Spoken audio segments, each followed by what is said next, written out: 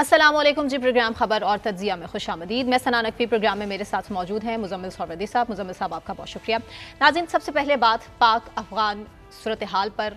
अमन कायम करने की कोशिश पाकिस्तान की तरफ से ज़्यादा है और अफगानिस्तान की सूरत हाल हमारे सामने है। 4 बार की सिटिंग्स के बाद एक बार फिर से पाकिस्तान और अफगानिस्तान का जंग बंदी जारी रखने पर इतफाक हुआ है, अलामिया सामने आ चुका है। लेकिन मुजम्मिल साहब, आपको नहीं लगता कि अभी भी गारंटीज नहीं ली जा सकती हैं? बिल्कुल, ये एक आर्जी सीज फायर है जो अब आप कहें कि 6 नवंबर तक चलेगा जी। ये कोई मुस्तकिल सीज फायर नहीं है पाकिस्तान और अफगानिस्तान के दरमियान। और अभी पहली दफ़ा जो अब एलामिया सामने आया है उसमें काबिल तस्दीक मैकेनिज़्म और बॉर्डर मैनेजमेंट की बात की गई है जी।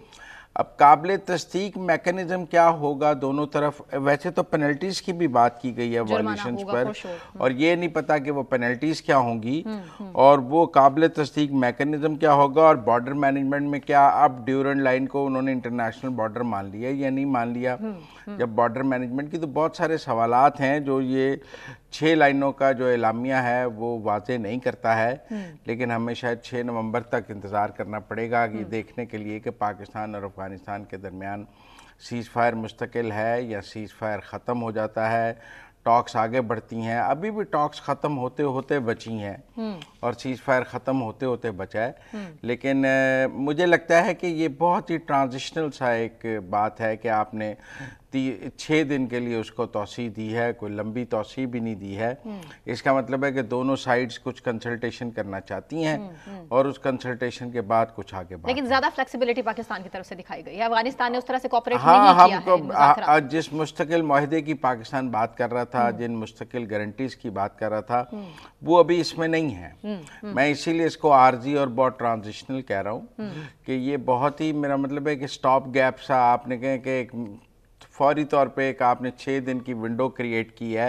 अब ये 6 दिन की विंडो अफगानिस्तान को चाहिए या पाकिस्तान को चाहिए कि 6 दिन बाद दोनों साइड्स कितनी प्रिपेयर्ड आती हैं और अगले मुज़ाकरात में कौन कौन शामिल होता है। दोहा में बहुत हाई लेवल था, इस्तांबुल में डेलीगेशंस थे। अब 6 नवंबर को क्या होगा ये देखा जाएगा, ये आने वाला वक्त बताएगा। इस पर ऑब्वियसली जब सूरत हाल इसकी डेवलप होगी उस पर बात करेंगे। भी हमें ज्वाइन किया है major general retired Tariq Rashid साहब हैं, डिफेंस एनालिस्ट हैं। तारिक साहब, बहुत शुक्रिया आपके वक्त के लिए। तारिक साहब, सूरत हाल हमारे सामने है। 4 दफ़ा की मुज़ाकरात की सूरत हाल यह है कि उसके बावजूद पाकिस्तान में इसी दौरान 13 से ज़ायद हमले हुए हैं और पाकिस्तान मुसलसल एंगेज करने की कोशिश कर रहा है अफगानिस्तान को। और अफगानिस्तान ने इस बार अगर हमला किया तो दफ्तर खारजा की तरफ से, हमारी तरफ से क्लियर स्टेटमेंट है, वज़ीर दिफा की तरफ से क्लियर स्टेटमेंट है कि अब की दफा कोई मार्जिन नहीं दिया जाएगा। तालिबान रजीम दहशतगर्दों की पुश्त पनाही हर सूरत बंद करे। आपको सूरत हाल क्या लगती है होने वाली पाक अफगान सूरत हाल? देखिए, मैं ये समझता हूँ कि ये एक बड़ा उम्मीद अफजा और हौसला अफजा बात है कि एक किस्म का वहाँ एग्रीमेंट हुआ है और दोनों साइड ने ये डिसाइड किया है कि बातचीत जारी रहेगी और अगला 6 नवंबर की जो आप बात कर रहे हैं उसमें बैठ के बात करेंगे कि जॉइंट मैकेनिज्म कैसे फंक्शन करेगा, हम कैसे आपको वेरीफाइबल आपको सबूत देंगे, कैसे इनके कैंप डिसमेंटल होंगे, कैसे इनकी लॉजिस्टिक सपोर्ट ख़त्म होगी और कैसे बॉर्डर मैकेनिज़्म को हम आगे चलाएंगे कि किसी किस्म की जो फितना और ख़वारिज या फितना दस्तान गैर कानूनी तौर पर अफ़गानिस्तान से पाकिस्तान ना आ सके। मैं ये समझता हूँ कि देखिए, जो अफ़गान तालिबान की रजीम है ये एक बड़े एक टाइट कॉर्नर में चली गई है और उसके अंदर से जो खबरें आ रही हैं नेशनल रेजिस्टेंस फ्रंट की, उन बदख्शा पूरे सूबे पे कब्जा कर लिया है और नेशनल मोबिलाइजेशन फ्रंट जो है वो वहाँ कार्रवाई कर रहा है।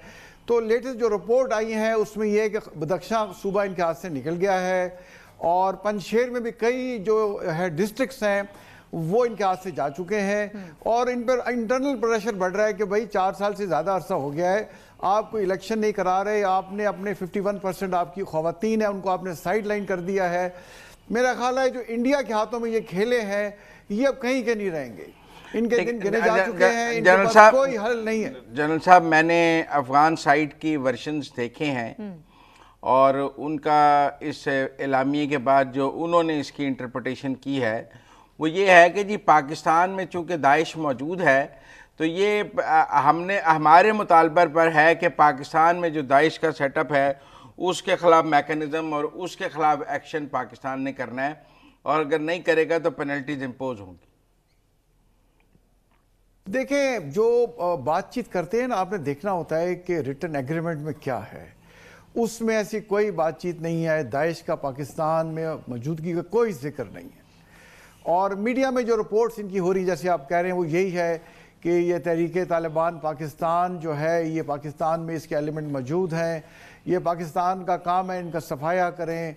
हमारे यहाँ ये महाजरीन हैं, हमारे यहाँ इन्होंने पनाह ली हुई है, बट उन्होंने एग्री किया है, देखें उन्होंने एग्री किया है कि जितने भी फितनउल ख्वारिज या फितनउल हिंदुस्तान जो इंडिया प्रॉक्सीज हैं, हम इनके खिलाफ एक्शन लेंगे, जॉइंट मैकेनिज्म होगा, और अगर नहीं करेंगे तो पेनल्टी भी लगेगी। अब इसमें कतर भी इन्वॉल्व है, तुर्किया भी इन्वॉल्व है, किसी हद तक सऊदी अरेबिया भी प्रेशर डाल रहा है। अब देखिए इसमें चाइना, इसमें ईरान भी इन्वॉल्व हो जाएगा, और चाइना तो है ही है। तो जब एक रीजनल प्रेशर इन पर पड़ेगा, और ये लातों के भूत हैं, या तो ताकत की ज़बान समझते हैं या पैसे की। देखिए 2001 से 2021 20 साल तक इंडिया ने जो है यहाँ पे अरबों डॉलर लगाए। मैं एक रिपोर्ट पढ़ रहा था, इन्होंने कम से कम 3.5 से 4 अरब डॉलर जो रिपोर्ट हुआ है, और कि इन्होंने वहाँ लगाया, वहाँ सलमा डैम बनाया, इनकी पार्लियामेंट की बिल्डिंग बनाई, इंफ्रास्ट्रक्चर बनाया, बड़ा पैसा लगाया। हमने भी खैर इनकी इमदाद की, बट हमने लेकिन जनरल साहब बात यह है कि इंडिया, हमें अशरफ गनी की हुकूमत से भी यही गिला था कि वो प्रो इंडिया है, हमें हामिद करज़ई की हुकूमत से भी यही गिला था कि वो प्रो इंडिया है, हमें तालिबान की हुकूमत से भी यही गिला है वो प्रो इंडिया है। अब आप देखिए ना, अशरफ गनी और तालिबान की हुकूमत तो अपार्ट हैं, हामिद करज़ई और तालिबान की हुकूमत तो बिल्कुल खंबे के दो मुख्तलिफ रुख हैं। तो अगर हर हुकूमत आने वाली जो है वो इंडिया के हाथ में चली जाती है तो गलती कहाँ है? देखिए हमने अपनी गलतियों से सीखना होगा, हमने सीखना होगा। जो हम लोग बिलीव करते हैं कि जी हमारे इस्लामी भाई, हमारे अफ़गान भाई, इससे हट के हमें पाकिस्तान के इंटरेस्ट के साथ रख के बात इनसे हमें करनी चाहिए थी। हमने इन्हें खुली छुट्टी दी, जहां पाकिस्तान में जाना चाहते थे ये गए। ईरान ने इनको अपने कैंपों के अंदर रखा, वो कैंप इन्होंने अपने बॉर्डर के साथ बनाए। हमने इनके दर्जनों राहदारियाँ खोली हुई थी। ईरान और ताजिकिस्तान जिनके साथ इनके मैक्सिमम बॉर्डर पाकिस्तान के बाद आते हैं, उन्होंने 2 या 3 सिर्फ राहदारियाँ या रस्ते खोले हुए थे, और बड़ी स्ट्रिक्ट इनके साथ चेकिंग भी थी। और देखें ये बदख्शां का सूबा जो मैं बात कर रहा था, ये ताजिकिस्तान के साथ इसकी सरहदें मिलती हैं, वहाँ से तो इनका सफाया हो गया है, और उसके साथ आगे पंजशेर वैली आ जाती है, वहाँ भी काफ़ी हद तक ये इनका सफाया हो चुका है। तो ये इन्हें रियलाइज़ करना होगा, और हमने अपनी गलतियों से सीख के आगे चलना होगा। हमने एक हार्ड स्टेट की तरह स्टांस जैसे अब लिया है वो लेना होगा। और अगर पाकिस्तान की सॉवरेनिटी अंडरमाइन होती है, हम अमन चाहते हैं, बट अगर हमारी बात सॉवरेनिटी और टेरिटोरियल इंटीग्रिटी को दोबारा इन्होंने उसको ईजी लिया या पामाल करने की कोशिश की, तो हम उसी तरह, बल्कि ज़्यादा हमारा रिस्पांस पोटेंट होगा इनके खिलाफ। देखें एक मुआहिदा, एक मुज़ाकरात हुए 2 दिन के दोहा में, उसके बाद एक आर्जी सीज फायर हुआ और कहा कि जी सारी बातें तुर्की में तय हो जाएंगी। तुर्की में 4 दिन मुज़ाकरात हुए, कोई बातें तय ना हो सकी, और एक आर्जी मुआहिदा 6 नवंबर तक का तय हुआ। मुझे ऐसे लगता है कि हर बार अफगान तालिबान जो हैं सिर्फ सीज फायर एक्सटेंड कराने आते हैं और पाकिस्तान को लॉलीपॉप दे के सीज फायर एक्सटेंड करा के चले जाते हैं। इससे ज्यादा कुछ हासिल नहीं हुआ पाकिस्तान को, ना दोहा में ना तुर्की में, क्योंकि फैसले तो भारत की मर्जी से हो रहे हैं। देखें बात यह है कि देखें इस वक्त सिर्फ पाकिस्तान अकेला नहीं है, इसमें कतर शामिल है। कतर अच्छी खासी इनकी इमदाद देता है, इनका दोहा में ऑफिस भी है। उसके बाद तुर्किया में इनके अच्छे खासे अफगान वहाँ रहते हैं, वो भी इनको काफ़ी सारा इमदाद देते हैं। और अब इसकी टाइमिंग देखें, इंडिया की पूरी कोशिश थी कि ये मुआहिदा ना हो। वो इसलिए ना हो कि फ़िलहाल वो कह रहे थे कि हमने 30 अक्टूबर से 11 नवंबर तक जो एक्सरसाइज कर रहे हैं, त्रिशूल यानी कि 3 स्पेयर्स, तो वो उसमें कह रहे थे कम से कम जब तक हमारी एक्सरसाइज नहीं होती, क्योंकि उसमें कोशिश ज़रूर करेंगे वो कि किसी ना किसी तरीके से पाकिस्तान को फॉल्स फ्लैग ऑपरेशन करें, अंडरमाइन करें, जो इंशाल्लाह हम नहीं होने देंगे। तो उनका था कम से कम 11 नवंबर तक किसी तरह से बातचीत जो है ये आगे जाए और मुआहिदा ना हो सके। ये पाकिस्तान की और हमारे बरादर मुल्क जो है तुर्की या ख़ास तौर पे उसने सही पाकिस्तान का भाई होने का सबूत दिया है। और देखिए उन्होंने ज्वाइंट फिर मैं आपकी बात समझूं, इशू किया है। फिर मैं ये बात समझूं कि हमने भारत की 3 स्पेयर एक्सरसाइजेस और जो उन्होंने पाकिस्तान की सरहद के साथ जंगी मशकें शुरू हुई हैं उसको सामने रखते हुए सीज फायर को एक्सटेंड किया है कि हम चाहते हैं कि वो मशकें ख़त्म हो जाएं तो हम अफ़गानिस्तान के साथ अपना सीज फायर ख़त्म करें। क्या पाकिस्तान और अफ़गानिस्तान के दरमियान जो सीज फायर है उसका बराह रास्त ताल्लुक अब भारत की जंगी मशकों के साथ है? मैं आपकी बात से ये समझाऊं कि जब तक भारत जंगी मशकें कर रहा है हम अफ़गानिस्तान के साथ सीज फायर रखेंगे? नहीं, देखिए, मैं बिल्कुल ऐसा नहीं कह रहा। मैं आपको सिर्फ टाइमिंग का बता रहा था कि इंडिया की पूरी कोशिश होती है कि पाकिस्तान जो है उसकी मशरकी सरहदों पे भी हम तो हैं ही उनके दुश्मन, और यहाँ तो हमेशा टेंशन रहती है, तो मगरबी सरहद पे भी टेंशन रहे। तो ये उनका था। एक्साइज तो वैसे आ गई बीच में। देखिए, बात सुने, देखिए, गिलास अगर पूरा पानी से नहीं भरा हुआ तो गिलास किसी न किसी हद तक आधा या 1/3 जरूर भर गया है, और हमने इसको वापस भरना है। देखिए, एक मुहावरा है कि you can choose friends but you can not choose neighbours. Neighbours are here to stay. Afghanistan हमारा ब्रादर इस्लामी मुल्क है, हमारा हमसाया है, इसने यहाँ रहना है। हमने जो चीज़ को कैपिटलाइज कर सकते हैं, जो हमने 45 साल में इनके साथ गुडविल अचीव की, उसे वेस्ट नहीं होना चाहिए। बट अब हार्ड, जैसे मैंने कहा, हार्ड स्टेट की तरफ बात करेंगे कि पाकिस्तान की अगर सालमियत पे आँच आई तो हम किसी भी हद तक चले जाएंगे। पाकिस्तान, हमने बड़ी मेहमान नवाजी कर ली, अब तमाम अफगानियों को वापस जाना होगा। और फिर हमारे अंदर जो काली भेड़े बैठी हैं, किसी शेप में भी हैं, चाहे सिंपथाइजर हैं, अबेटर्स हैं, इनको फाइनेंस पहुँचाती हैं, स्लीपर सेल्स हैं, और उनसे जो हमदर्दी रखते हैं, हमने इनसे पाकिस्तान को पाक साफ करना होगा। देखिए, पाकिस्तान का मतलब भी क्या है कि पाक धरती, और इस पाक धरती में जो भी नापाक चीज़ें हैं हमें उनका सफाया एक दफ़ा करना पड़ेगा। अच्छा, अब इस सीज फायर के दौरान अगर कोई दहशतगर्दी का वाक़या होता है तो पाकिस्तान तो अफ़गानिस्तान में सर्जिकल स्ट्राइक नहीं कर सकता, पाकिस्तान को पेनल्टी पड़ेगी, और वो कहेंगे टीटीपी ने इधर से क्रॉस नहीं किया, आपके अंदर जो मर्जी हो रहा है उसके तो हम जिम्मेदार नहीं हैं। हमारे हाथ तो 6 नवंबर तक ज़्यादा बांध दिए हैं इस मुआहदे ने, हम कोई कार्रवाई भी नहीं कर सकते। और वो यहाँ पे जो हमारे कबायली इलाके हैं उसमें टीटीपी ऑलरेडी मौजूद है और वो अपनी कार्रवाइयाँ कर रही है। देखिए, अगर अफगानिस्तान से, देखिए, हमारा बॉर्डर है 2640 किलोमीटर का, अगर वहाँ से दरअंदाजी बंद हो जाती है, कोई क्रॉस बॉर्डर टेररिस्ट नहीं आता, अंदर जो है इनका हम सफाया कर देंगे। कबायली अवाम हमारे साथ है, बलूचिस्तान की अवाम हमारे साथ है। अब यहाँ के पॉलिटिकल लीडर्स ने उन लोगों को, अपने इलाके के लोगों को कॉन्फिडेंस में लेना है और ज़ीरो टॉलरेंस दिखानी है। उन्हें कॉन्फिडेंस देना है, उन्हें इमदाद मुहैया करनी है कि किसी किस्म की भी टेररिस्ट की वहाँ कोई प्रेजेंस होती है फ़ौरन रिपोर्ट करें, उन्हें हम सपोर्ट करें, उन्हें स्ट्रेंथन करें। तो इंशाल्लाह आप देखेंगे आने वाले वक्त में ये फितना उल ख़वारिज, फितना हिंदुस्तान, जितनी भी इंडियन की प्रॉक्सीज़ हैं, हम इनकी पाकिस्तान से भी सफाया करेंगे और हमें उनका सफाया अफ़गानिस्तान से भी करने आता है। इसमें बड़ी क्लियर क्लॉज है कि इस दौरान भी अगर अफ़गानिस्तान की सरजमीन पाकिस्तान के ख़िलाफ़ इस्तेमाल हुई तो पाकिस्तान जवाब देने का हक महफूज रखता है। अब ये देखने की बात है कि जो 6 नवंबर, अब इस बार जो मुज़ाकरात थे, पाकिस्तान को एतराज़ ये था कि जो अफ़गान वफद है वो बाख्तियार नहीं है, वो हर थोड़ी सी बात पर काबुल या कंधार फ़ोन करके अपनी हिदायत लेता है। सवाल ये है कि क्या 6 नवंबर को कोई बाख्तियार वफद आएगा या वो इसी को भेजेंगे, क्योंकि हमने देखा कि दोहा में मुल्ला याकूब आए थे, अब यहाँ पे अनस हकानी आए हैं। तो अनस हकानी कम बाख्तियार थे मुल्ला याकूब के मुकाबले में, क्योंकि वह वज़ीर दिफा थे, इधर से ख्वाजा आसिफ थे। इस बार हमारा भी डेलीगेशन उस सतह का नहीं था।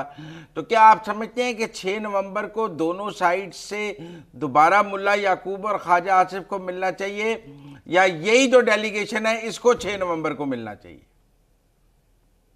नहीं, देखिए, आपने बिल्कुल सही नुक्ता उठाया है कि जो मैंने मीडिया में पढ़ा है उसमें तो इनके जो थे मौलवी रहमतुल्लाह हाजी नजीब, जो one of the 5 deputy home ministers हैं, उनमें से थे, ये वो हेड कर रहे थे और हकानी वगैरह इनके साथ थे।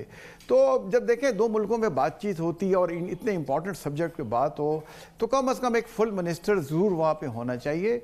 मैं उम्मीद करता हूँ कि अब जब दोबारा बातचीत होगी, हमें जो इस दफ़ा एक्सपीरियंस हुआ है कि कम से कम ऐसी क़यादत हमारी तरफ से भी हो और उनकी तरफ से ख़ास तौर पे हो कि वो जो वहाँ डिसीजन ले सकें। आई थिंक इस दफ़ा वहाँ कम से कम मिनिस्टर लेवल पे ज़रूर बातचीत होगी नेक्स्ट टाइम। और आपको ये लगता है कि जो 6 नवंबर की अब बातचीत है उस पर हम कोई फाइनल सीज फायर पर पहुंच जाएंगे, या ये सीज फायर 15 दिन, महीना इस तरह एक्सटेंड करने में पाकिस्तान को फ़ायदा है? क्या देखें ना, एक राय ये है कि मुस्तकिल सीज फायर का अफगानिस्तान को फ़ायदा होगा, हमें नहीं। हमें एक थ्रेट परसेप्शन उनके ऊपर कायम रखना चाहिए। तो ये जो आरजी सीज फायर है ये पाकिस्तान के ज़्यादा मफाद में है मुस्तकिल सीज फायर से। नहीं, देखिए मुस्तकिल सीज फायर तो ज़्यादा मफाद में है। देखिए हमें, जैसे हम बड़ा फेमसली कहते हैं कि peaceful Afghanistan is in the interest of Pakistan. अगर अफगानिस्तान पीसफुल है, वहाँ स्टेबिलिटी है, वहाँ अमन अमान है, तो ये सारे अफगान रेफ्यूज भी वापस चले जाएंगे। अब तो वो कहते हैं देखें जी, हम तो अफगान तालिबान हमें भी मारते हैं, वहाँ भी इतनी प्रॉक्सीज हैं, तो हम तो वहाँ रह नहीं सकते, हम कैसे वहाँ जाएं। तो ये अफगान तालिबान जो अफगानी पाकिस्तान में जो रह रहे हैं, देखिए मतलब इन्हें वापस तो जाना चाहिए। और इन्हीं में से जो गैर कानूनी है वो टेररिस्ट कार्रवाई में मुलविस हैं। और मैं तो इस चीज़ पे बिलीव करता हूँ कि एक दफ़ा सारे अफगानियों को पाकिस्तान से वापस जाना चाहिए और फिर वहाँ से प्रॉपर वीज़े लेकर आए। हम जब डिस्टिंग्विश करते हैं कि ये कानूनी है, ये गैर कानूनी है, पाकिस्तान की पुलिस में इतना दमखम नहीं है और जिस तरह से करप्शन की बातें रिपोर्ट होती हैं, तो इन्हें एक दफ़ा सबको वापस जाना चाहिए और फिर अपने वहाँ से लीगल डॉक्यूमेंट बना के वापस आए। सो बिस्मिल्लाह है, हमारे अफगानी भाई हैं। हम तो देखें वहाँ अफगान तालिबान के रजीम के बारे में बात करते हैं और वहाँ इनको क्योंकि इंडिया का पैसा लग चुका है, अरबों डॉलर उसने वहाँ इन्वेस्ट किए हैं, तो ये उनके जाल में फंस चुके हैं। और देखें जैसे इंडिया के साथ इनकी क्या कॉमनैलिटीज़ है, सिवाय पैसे के इनकी कोई उसमें जो अपनी मुस्लिम फिलॉसफी है, इस्लाम का प्रचार करते हैं, वो तो बुतों के पूजने वाले हैं। तो इसमें पैसा पैसा कहीं और से मिल गया तो पीछे हट जाएंगे। देखिए मेरी बात सुने, दुनिया में मुल्कों के दरमियान ताल्लुकात जो हैं वो मजहब की बुनियाद पर नहीं होते। हमारे भी इतने मुल्कों के साथ ताल्लुकात हैं, उनमें हमारा कोई रिलीजन तो कॉमनैलिटी नहीं है ना। हमने सिर्फ पाकिस्तान की ये पॉलिसी थोड़ी है कि हम सिर्फ इस्लामी रियासतों से ताल्लुकात रखेंगे। अफ़गानिस्तान की भी ये पॉलिसी नहीं हो सकती कि हम सिर्फ इस्लामी रियासतों से ताल्लुकात रखेंगे। सवाल तो मुफादात का है। उनको, हमें ऐसा लग रहा है कि अफ़गानिस्तान की हर हुकूमत, अशरफ गनी, हामिद करज़ई, दाऊद से लेकर कोई भी हुकूमत हम ले लें, उसको भारत ज़्यादा करीब नज़र आया है पाकिस्तान के। ये कोई पॉलिसी फॉल्ट है पाकिस्तान में कि हम हमेशा अफ़गानिस्तान की फ़र्स्ट चॉइस भारत रहा है, हम नहीं, हालांकि कुर्बानी हम देते रहें। देखिए आप सही कह रहे हैं। देखिए मुल्कों के दरमियान बातचीत तो मफादात से होती है, जिसे हम नेशनल इंटरेस्ट कहते हैं। बट पाकिस्तान क्योंकि एक इस्लामी रियासत है, यहाँ कहते हैं पाकिस्तान का मतलब क्या, ला इलाहा इल्लल्लाह, हम इसे कहते हैं आइडियोलॉजिकल स्टेट। तो हमारे जो हमदर्दी है नॉर्मली मुसलमान दुनिया में कहीं पे भी हैं उनके साथ होती हैं। जैसे वहाँ USSR आया तो हमने दरवाजे खोल दिए। करना तो हमें यही चाहिए था कि अगर वहाँ से अब रिफ्यूजी आते भी हैं, इन्हें सख्ती से कैंपों तक रखते, और जैसे ही वहाँ पे उनकी अफगानिस्तान में इलेक्शन हो 2001 के बाद हुए थे, 2004 में इन्हें वापस भेजना चाहिए था। हमने बड़ा इनको लटका दिया। अब ये भी कहा जा रहा था कि आगे चलना चाहिए। हमें ये बताया गया कि हक्कानीज बड़े प्रो पाकिस्तान हैं, हक्कानीज बड़े प्रो पाकिस्तान हैं, पर अब तो हमें ज़्यादा हक्कानीज ज़्यादा प्रो इंडिया और एंटी पाकिस्तान बन के उभरे हैं। TTP वगैरह को सबको पनाह तो हक्कानीज ने दी हुई है और उन्हीं के इलाकों में TTP और ये तंजीमें सारी बैठी हैं। तो जो हमें आप 20 साल से सबक पढ़ा रहे थे कि पाकिस्तान के एस्टेब्लिशमेंट के हक्कानीज बड़े पाकिस्तान के दोस्त हैं, वो सारा सबक तो गलत हो गया। देखिए ऐसे तो मुल्ला उमर भी जो थे वो कहते थे पाकिस्तान पे हमला अफगानिस्तान के हमले पे समझा जाएगा। और इनके अभी भी जो अमीर हैं हैबतुल्लाह अखुंज़ादा, उनका बयान है, उन्होंने फतवा दिया हुआ है कि पाकिस्तान पे हमला हराम है। बट देखें ये मतलब जो इससे चीज़ यही ज़ाहिर होती है कि या तो ये ताकत की ज़बान समझते हैं और या पैसे की ज़बान। और पाकिस्तान को जो है अब स्टांस ये छोड़ के ब्रदरहुड और मुस्लिम भाई ब्रदरहुड को छोड़ के अफ़गान भाई, पश्तून भाई पाकिस्तान के इंटरेस्ट को सामने रख के फैसले करेंगे तो चीज़ें अपनी जगह पर ठीक हो जाएंगी। अच्छा, मैं आखिर में आपसे ये पूछना चाहता हूँ, आपको 6 नवंबर से के मुज़ाकरात से क्या उम्मीद है? वो ऑब्जेक्टिव्स कुछ लोगों की राय है कि वो भी नाकाम हो जाएंगे और वो जो पाकिस्तान के अहदाफ हैं वो हासिल नहीं हो सकते, तो 6 नवंबर वाले भी नाकाम हो जाएंगे। आपको क्या लगता है? देखिए मैं तो इससे उम्मीद रखता हूँ। और अभी 6 नवंबर में पूरा एक हफ्ता एक तकरीबन पड़ा हुआ है और इसमें तुर्किया बिल्कुल इसमें मीडिएट कर रहा है, इसमें कतर भी है। हमें इस दौरान सऊदी अरेबिया, चाइना, ताजिकिस्तान और ईरान जो इसके बड़े पुरअसर हमसाए हैं उनसे बात करनी चाहिए और इन पर प्रेशर डालना चाहिए और अपना भी जो मिलिट्री हमारा इंस्ट्रूमेंट है इसका भी प्रेशर इन पर रखना चाहिए। तो अगर हमने अपने कार्ड सही तरह से खेले, इनके पास कोई चारा ही नहीं है, ये अफोर्ड ही नहीं कर सकते कि पाकिस्तान इनके खिलाफ हो जाए। पाकिस्तान की सारी लाइफ लाइन, इनका बैरूनी ट्रेड और रोज़ाना के मामलात, देखिए 2 से 3 अरब की तो रोज़ पाकिस्तान से इनको अजनास जाती हैं। तो अगर हमने रोक दी तो इनकी तो मतलब ज़िंदगी खतरे में पड़ जाएगी। तो अफगानिस्तान चाहे कोई भी हुकूमत हो वो अफोर्ड ही नहीं कर सकती कि पाकिस्तान में उनसे दोस्ती ना करे। पर साहब एक राय ये भी है कि हम अकेले ही अफगानिस्तान के लिए काफ़ी हैं। हमारी फौजी ताकत, हमारे मुल्क का जो अपना एक ताकत है, हमें किसी मीडिएटर की ज़रूरत नहीं है। ये जो मीडिएटर्स हैं ये अफगानिस्तान की ज़रूरत है, वो कमज़ोर पोजीशन में हैं। उन्हें सालसों की ज़रूरत है, उन्हें सहूलतकारों की ज़रूरत है। ये जिन हम मुल्कों को मेज़ पर ला रहे हैं, इससे हम अफगानिस्तान की सहूलतकारी कर रहे हैं, क्योंकि हमें तो कोई ज़रूरत नहीं है कोई हमारी अफगानिस्तान से सुलह कराए। उसको अफगानिस्तान को जरूरत है कि कोई उनकी पाकिस्तान से सुलह कराए। तो ये तो अफगानिस्तान का पर्पस सब हो रहा है। जब आप दोहा में बैठते हैं, जब आप तुर्किया में बैठते हैं, अब आप मुझे बता रहे हैं कि सऊदी अरब को भी डाल लें, आप बता रहे हैं कि यूएई को भी डाल लें। तो अगर 6 मुल्कों ने बैठ के हमारा और अफगानिस्तान का फैसला करना है तो फिर हमारी इतनी बड़ी फौजी ताकत का हमने क्या करना है? देखिए हमारे 4 दिन के मार तो हमने अब से 6 गुना बड़े दुश्मन को 4 दिन में चारों शाने चित किया था। ये तो 2 दिन की मार नहीं है। और आप सही कह रहे हैं कि देखें ये जो मुज़ाकरात जो तीसरा फ्रिक डाला गया, थर्ड पार्टी जो डाली गई, वो इंडिया ने भी रिक्वेस्ट करके डलवाई पाकिस्तान से जान छुड़ाने के लिए और अफगानिस्तान ने भी दिलाई। पर देखिए आपने दुनिया के अंदर लोगों से मिलजुल कर रहना होता है। पाकिस्तान एक जिम्मेदार मुल्क है। हम तो 2-4 दिनों में इनका सफाया कर सकते हैं, बट हम ये नहीं करना चाहते। हम अमन को चांस देना चाहते हैं और दुनिया के साथ एक जिम्मेदार मुल्क के हैसियत से चलना चाहते हैं। तो इसलिए जो आपके दोस्त ममालिक होते हैं उनका एक इनडायरेक्टली प्रेशर तो होता है। मैं इस कॉन्टेक्स्ट में बात कर रहा था। हमें उम्मीद रखनी चाहिए और जो गुडविल हमने अचीव की हुई है पिछले 45 सालों में, मोटी बात यह है कि वो वेस्ट नहीं होनी चाहिए। और हमें एक अफगानिस्तान जो है उस पर मिलिट्री प्रेशर डालते हुए डिप्लोमेसी को मौका देना चाहिए, बातचीत को मौका देना चाहिए और इंशाल्लाह हालात बेहतर होंगे, आप देखेंगे। बिल्कुल ठीक, बिकॉज टॉक्स ही वाहिद रास्ता है दोनों ममालिक में अमन कायम रखने का। बहुत शुक्रिया तारिक साहब। मुज़म्मिल साहब ब्रेक लेते हैं, ब्रेक से वापस आने के बाद कंटिन्यू करेंगे हमारे साथ।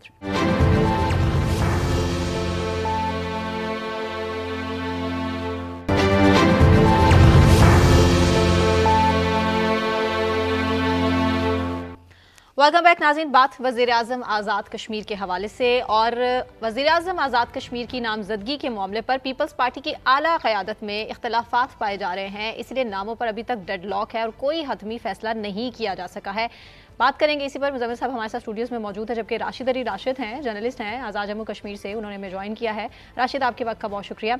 राशिद, वज़ीर-ए-आज़म अनवारुल हक के खिलाफ तहरीके अदम एतमाद आखिर अभी तक आ क्यों नहीं सकी? ताख़ीर का शिकार क्यों है? नंबर्स गेम पूरे होने के बावजूद इख्तलाफात कहाँ मौजूद है? बहुत शुक्रिया। बिल्कुल आपने बजा फरमाया कि इनके पास नंबर तो पूरे हो चुके हैं, लेकिन अभी तक अदम एतमाद की तहरीक पेश नहीं की जा सकी। इस हवाले से जो मौजूदा सूरत हाल में जो अहम पेशरफ्त हो रही है वो इस वक्त वफाक तक ये अटका हुआ है मामला। और इस वक्त ये दोनों जो बरसरे इक़्तिदार हुकूमत है, PTI के अरकान इनके पास पहले ज्यादा थे। अब पीपल्स पार्टी ने यह दावा किया है कि 53 के ईवान में से 27 मेंबरान जो है वो उनके साथ हैं और वो अपनी अक्सरियत जो है वो साबित कर रहे हैं और उनको अपने साथ मुस्लिम लीग नून को भी साथ मिलाना पड़ रहा है। इस वजह से वो कह रहे हैं कि वो इनकी जो तहरीक नहीं, राशिद वो बात तो तय हो गई ना, मुस्लिम लीग नून अदम एतमाद में वोट डालेगी, 27 अरकान पूरे हैं। अदम एतमाद पेश क्यों नहीं की जा रही? डिले क्या है? असल में ये दोनों जो जमातें हैं, मुस्लिम लीग नून और पीपल्स पार्टी, इनकी आपस में अभी तक ये जो हुकूमत का हिस्सा बनने जा रहे हैं, इनमें अभी तक मामला तय नहीं हुए। मुस्लिम लीग नून जो है वो इस वक्त जो हमारे ज़राए हैं वो ये दावा कर रहे हैं कि उन्होंने ये तजवीज़ पेश की है कि वो अदम एतमाद के बाद अपना कोई वज़ीर-ए-आज़म लाने के बजाय इंतखाबात की जानब अपना रुख करें और आम इंतखाबात का ऐलान करें। ये इस वजह से इनका मामला यहाँ तक नहीं, पर पीपल्स पार्टी को मुस्लिम लीग नून के वोटों की जरूरत नहीं, उनके अपने 27 लोग पूरे हैं वजीर आजम बनाने के लिए। मुस्लिम लीग नून ने तो वैसे भी ऑपोजिशन में बैठना है, फिर पीपल्स पार्टी ना वजीर आजम के नाम का ऐलान कर रही है ना अदम एतमाद पेश कर रही है, क्या रुकावट है? असल में इस वक्त जो पीटीआई की हुकूमत बजायर जो आपको चौधरी अनवारुल हक जो वजीर आजम है उनकी जो हुकूमत नजर आ रही है उसमें उनके पास भी पीटीआई के अरकान नहीं है, उनके पास भी इस वक्त मुस्लिम लीग नून के और पीपल्स पार्टी के और उनके अपने अरकान जो मिला के वो उसका दावा कर रहे हैं कि वो उनके पास हैं। अभी तो कंफ्यूजन यही मौजूद है इस वक्त कि ये कंफ्यूजन पैदा हो चुकी है कि ये मालूम ही नहीं है कि बरसरे इक़्तिदार कौन सी जमात है। नहीं, पर देखें पीपल्स पार्टी ने तो 27 अरकान शो कर दिए हैं ना, उन्होंने तो एक बात पे आ रहा हूँ, मैं आपकी बात पे आ रहा हूँ। असल में मामला सिर्फ ये कश्मीर तक महदूद नहीं है, जब तक वफाक इसकी इजाजत नहीं देगी, और वफाक में आपको पता है कि वफाक में इस वक्त पीपल्स पार्टी जो है वो मुस्लिम लीग नून की बेतादी है, वो दोनों अगर इस बारे में कोई आपका ये कहना है कि अदम एतमाद पेश करने के लिए वफाक की हुकूमत की इजाजत जरूरी है? जी बिल्कुल जरूरी है। अच्छा, इस वक्त जितने भी अरकान हैं जो पीपल्स पार्टी जिनका दावा कर रही है कि उनके पास 27 अरकान जो हैं वो इस वक्त आपको आजाद कश्मीर में नजर नहीं आएंगे, वो वफाक में इस्लामाबाद में बैठे हुए हैं या जो चेयरमैन हैं बिलावल भुट्टो जरदारी साहब या उनके पास हैं, या आसफ अली जरदारी सदर पाकिस्तान उनके पास मौजूद है। इस वक्त तक अभी कोई हतमी फैसला नहीं कर सके, उनका जो उम्मीदवार है वजीर आजम के लिए वो उस उम्मीदवार की हतमी मंजूरी नहीं दी जा सकती। नहीं, वो उम्मीदवार तो चौधरी यासीन नहीं है। नहीं, अभी हतमी ऐलान नहीं हुआ, लेकिन दावा किया जा रहा है कि वो भी उम्मीदवार हो सकते हैं। ये जब तक वफाक की तरफ से इसकी हतमी मंजूरी नहीं होगी उस वक्त तक ये ना तो अदम एतमाद पेश करते हैं और ना ही ये आगे का और ये क्या कहा जा रहा है कि आज भी देखें बिलावल ने पार्लिमानी पार्टी का इजलास तो किया है आजाद कश्मीर के अरकान का, क्या आपको नजर आ रहा है कि कब तक अदम एतमाद पेश हो जाएगी? देखें, 2 दिन बड़े आम हैं। आज जुम्मे का दिन था, इसी में उन्होंने पार्लिमानी जो अरकान थे उनका इजलास तलब किया। मैंने जैसे आपको पहले बता दिया है कि उनके जितने अरकान भी हैं वो इस वक्त आजाद कश्मीर में मौजूद नहीं है, वो या तो इस्लामाबाद में हैं या जिधर जिधर उनको अपनी कुर्बत नजर आ रही है वो वहां पे अपने सोर्सेज इस्तेमाल कर रहे हैं। और ये 2 दिन बड़े आम है, हफ्ते का दिन और अतवार का दिन। उम्मीद है कि अतवार की शाम तक इसका कोई हतमी फैसला हो जाएगा और पीर या मंगल तक अगर उन्होंने डिसीजन ले लिया तो ये अदम एतमाद की तहरीक पेश कर दी जाएगी। अनवारुल हक साहब इस्तीफा क्यों नहीं दे रहे? उनको एक दफा पीपल्स पार्टी ने 2 दिन की डेडलाइन भी दी थी पर वो इस्तीफा नहीं दे रहे, क्यों? मैं यही कह रहा हूँ कि वो इस वक्त इसी दावा वो भी ये कर रहे हैं कि उनके पास भी फिगर मुकम्मल है, जबकि उन्हें ये साफ नजर आ रहा है कि उनके अक्सरीती जो मेंबरान उनके साथ थे वो पीपल्स पार्टी में शामिल हो चुके हैं, लेकिन इसके बावजूद भी वो ये कह रहे हैं कि उनके पास जो फिगर हैं वो मुकम्मल हैं और उनका ये दावा है कि अगर तहरीक अदम एतमाद पेश की गई तो वो कामयाब नहीं होगी। आपको क्या लगता है कि जो फौरी इलेक्शन होंगे या ये जो कानून साज असेंबली है ये अपनी मुद्दत पूरी करेगी नए वजीर आजम के साथ? मुझे तो नहीं लग रहा। एक एज ए जर्नलिस्ट मैं इस चीज को ऑब्जर्व कर रहा हूँ कि चौधरी अनवारुल हक साहब की हुकूमत जाती हुई नजर आ रही है। अगर तहरीक अदम एतमाद पेश कर दी गई तो इसमें 99% चांसेस यही हैं कि इनकी हुकूमत खत्म हो जाएगी और आगे देखें कि क्या प्लान करते हैं वो। या तो पीपल्स पार्टी अपना वजीर आजम का उम्मीदवार नामजद कर देते हैं तो या फिर ये कानून साज असेंबली जो है इस पर मुद्दत भी थोड़ी रह गई है या ये आम इंतखाबात की जानब जा रहे हैं। नहीं, आपको क्या लगता है मुस्लिम लीग नून की शर्त मानी जाएगी फौरी इंतखाब की या मुद्दत पूरी होगी और 9 महीने पीपल्स पार्टी के पास वज़ारत उज़्मा रहेगी? मुझे नहीं लगता कि पीपल्स पार्टी इस वक्त कोई रिस्क लेने जाए, क्योंकि अगर वो इस तरह अपना वजीर आजम का उम्मीदवार सामने ले आते हैं या वो अपना जो वजीर आजम है उसको मुंतखब कर लेते हैं तो मुझे नहीं लगता कि वो इस तरह की इस सूरत हाल में अपने आप को आजमाइश में डालें। और इसके लिए मुस्लिम लीग नून की जो चंद एक तजावीज़ हैं उन पर गौर किया जा रहा है कि वो उनकी तजावीज़ को शामिल करके आम इंतखाबात की जानिब दी जाएंगे। और ये भी ऐन मुमकिन है कि अतवार की शाम तक चौधरी अनवारुल हक साहब खुद ही इस्तीफा दे के साइड पे हो जाएंगे। ये अवामी एक्शन कमेटी इस सारे खेल को कैसे देख रही है? क्योंकि अब वो भी आज़ाद कश्मीर की एक बड़ी आवाज़ है, वो इस सारे खेल को कैसे देख रही है अवामी एक्शन कमेटी? अवामी एक्शन कमेटी में आपको मालूम है जिस तरह के ये हमारे जो मानसरा से वफाकी वजीर मजहबी उमूर हैं जनाब सरदार मोहम्मद यूसुफ साहब, उनसे भी कुछ दिन पहले मेरा राब्ता हुआ था। उन्होंने भी यही बताया था कि वो उन्होंने दो तरफा जो मामलात हैं वो वफाक के सामने रख दिए थे और उनके कुछ जो कानून साज असम्बली है इसकी कुछ तजावीज़ थी वो भी उनको पेश की गई हैं, लेकिन अभी ये जो गेंद है ये इसके कोर्ट में नहीं है एक्शन कमेटी के। ये अगर बाल जो जा रही है तो वो वफाक के पास ही है, वफाक में जो पीपल्स पार्टी है ये उनके पास ही है, ये अभी वो उनका ही फैसला करना है। और पीपल्स पार्टी इस वक्त इस पोजीशन में नहीं है कि वो इनफरादी तौर पे कोई अपना फैसला कर ले, उसको अपने फैसले के लिए मुस्लिम लीग नून को साथ मिलाना अज हद जरूरी है। बहुत शुक्रिया राशिद साहब हमारे बात करने का। मुज़म्मिल साहब, सूरत हाल बड़ी अब फैसला कुन मराहिल तक पहुंच चुकी है। अगर दोनों ही नामों पर डेडलॉक रहता है तो एक और नाम है चौधरी लतीफ अकबर का, ये भी सामने आ सकता है वज़ीर आज़म के लिए? नहीं, मेरे ख्याल में यासीन साहब के नाम पूरा शायद निकल आए। असल मसला मुस्लिम लीग नून और पीपल्स पार्टी के दरमियान सेटलमेंट का है जी, और मेरे ख्याल में उससे बड़ा मसला कुछ एस्टेब्लिशमेंट का भी है। यस, कि होगा क्या होगा क्या ना, हमें देखना चाहिए एस्टेब्लिशमेंट किसको सपोर्ट कर रही है सारे मामले में। पीपल्स पार्टी की हुकूमत आने को तो सपोर्ट है एस्टेब्लिशमेंट की, ठीक है ना, और पीपल्स पार्टी का वजीर आजम भी आ रहा है। पीपल्स पार्टी के पास लोग भी ज्यादा है, मुस्लिम लीग उनके पास तो 9 लोग हैं, पीपल्स पार्टी के पास 27 लोग हैं, मतलब कोई मैच ही नहीं है 9 और 27 का। फिर मुस्लिम लीग नून ऑपोजिशन में बैठना चाहती है और वो नहीं चाहती कि वो पीटीआई के लोग अपने साथ मिलाए। तो मसला कहाँ है? उनका ख्याल है कि वो अगले इलेक्शन में कहेंगे कि हमने लोटा क्रसी नहीं की, ये पीपल्स पार्टी ने लोटों के साथ हुकूमत बनाई थी, ठीक है, पीटीआई के लोगों को मिलाकर हुकूमत बनाई थी, हम इस हुकूमत का हिस्सा नहीं थे, एक नैरेटिव परसेप्शन के साथ वो जाना चाहते हैं। अच्छा। मुझे लगता है कहीं ना कहीं आज़ाद कश्मीर की हुकूमत का तब्दीली का ताल्लुक ना 27वीं तरमीम से भी लगता है मुझे। मरकज में कुछ बातें 27वीं तरमीम की भी तय हो रही हैं और हमें बाज़गश्त सुनाई दे रही है, 27वीं तरमीम दस्तक दे रही है। इस्लामाबाद के दरवाज़ों का, इस्लामाबाद में इक़्तिदार के ईवानों में 27वीं तरमीम की जो है वो आज़ानी नजर सुनाई दे रही है। नवंबर एक बड़ा हैपनिंग है, बहुत कुछ होने वाला है। उसमें आज़ाद कश्मीर में हुकूमत की तब्दीली शायद सेकंड प्रायोरिटी है और 27वीं तरमीम फर्स्ट प्रायोरिटी है। और फिर यकीनन पीपल्स पार्टी ने उस पर वोट देना है, कुछ पीपल्स पार्टी ने एक हुकूमत लेनी है, कुछ 27वीं तरमीम में वोट देना है। तो कहीं ना कहीं मेरा मतलब है बैक चैनल पे आप समझें कि कुछ बात उस तनाजुर में भी मुझे लगता हो रही है, वरना सब कुछ तो तय था। ऐसा लग रहा था आज भी बिलावल भुट्टो की कोई प्रेस कॉन्फ्रेंस बहुत ज्यादा क्लियर नहीं हुई। आज भी बिलावल भुट्टो ने जो प्रेस कॉन्फ्रेंस की उसमें कोई ऐलान नहीं किया, पर हम पेश करने जा रहे हैं, हम ये कर रहे हैं, ये हमारा वजीर। अच्छा, आपने नोटिस किया सहाफियों के सवालों का जवाब भी नहीं दिया।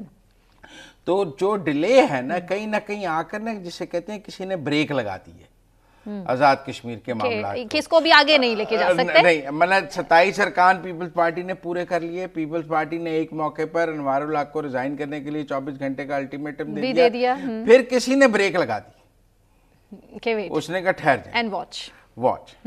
अच्छा, अब वो लोग कह रहे हैं जी अनवारुल हक ने इस्तीफा देने से इनकार कर दिया। मैं ये बात नहीं मानता। जब अदम एतमाद पेश होगी वो आधा घंटा पहले इस्तीफा दे देंगे। आप मेरी बात समझे, उन्हें भी पता है अभी पेश नहीं हो रही, अभी वक्त है, मेरा टाइम है, 2-4 दिन मैं आराम से गुजार लूं। हाँ। तो मुझे ये लगता है कि ये 2 काम इकट्ठे हो जाएंगे, 27वीं आईनी तरमीम और नवंबर के फर्स्ट वीक में आप असेस कर रहे हैं कि 27वीं आईनी तरमीम के मामले में हालात, और ये जो है ये दोनों चीजों पे वफाक में इकट्ठे ही फैसला हो जाएगा। बिल्कुल ठीक। ब्रेक लेते हैं मुज़म्मिल साहब, ब्रेक से वापस आने के बाद कंटिन्यू करेंगे, हमारे साथ रहे।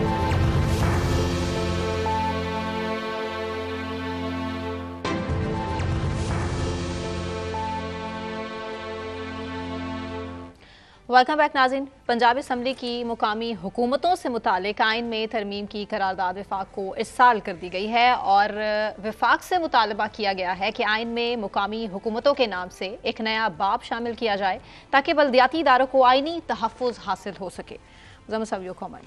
देखिए, बात यह है कि मैं तो वैसे इस बात के हक में हूँ कि पूरे पाकिस्तान में एक जैसा बल्दियाती निज़ाम होना चाहिए, वेरी गुड, यकसां बल्दियाती निज़ाम होना चाहिए। और ये 18वीं तरमीम की बहुत बड़ी गलती थी कि हमने सूबों को कहा कि आप अपना बल्दियाती निज़ाम अपनी मर्जी का बना लें, लिहाजा 1.5 ईंट की मसाजिद और फिर सूबों ने अपनी सूबाई हुकूमतों का कंट्रोल रखने के लिए बल्दियाती निज़ामों की ऐसी तैसी पेश दी।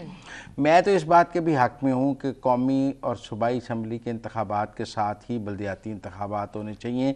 जब लोग 2 वोट डालते हैं, लोग 3 वोट भी डालें और पूरे मुल्क में यकसां बल्दियाती, ये मेरी एक सिस्टम पूरे हो। जो कराची का सिस्टम है वो लाहौर का, कोयटा का, पेशावर का क्यों नहीं हो सकता? जो साहिवाल का सिस्टम है वो सांगड़ का या तुरबत का या मर्दान का क्यों नहीं हो सकता? सेम एक पाकिस्तान है, एक बल्दियाती निज़ाम होना चाहिए, ये मेरी जाती राय है। अब चूंकि हमारे यहाँ 18वीं तरमीम में ये इसको एक प्रोविंशियल सब्जेक्ट बना दिया गया और वो अब सूबों ने इसके ऊपर अपनी अपनी जो है वो जोर आजमाई करनी शुरू कर दी। सूबाई हुकूमतों ने कंट्रोल अपने पास रख के बल्दियाती इदारों को बेमायनी ही कर दिया।